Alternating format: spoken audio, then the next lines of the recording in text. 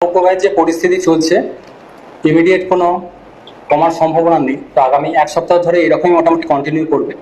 বরং তাপমাত্রা, দিনের তাপমাত্রাটা আগামী 2-3 দিনের মধ্যে আরও 1 থেকে 3 ডিগ্রি মতো বাড়বে। সমস্ত জেলাতেই দক্ষিণবঙ্গে তাপপ্রবাহের সতর্কতা থাকছে। কোথাও কোথাও তীব্র তাপপ্রবাহের সতর্কতা রয়েছে।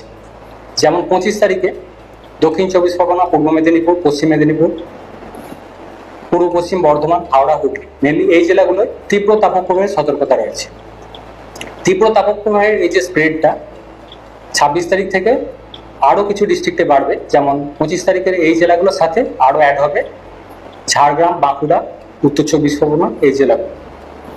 অর্থাৎ দক্ষিণবঙ্গের বেশিরভাগ জেলাতেই তাপপ্রবাহ থেকে তীব্র তাপপ্রবাহের সতর্কতা থাকছে।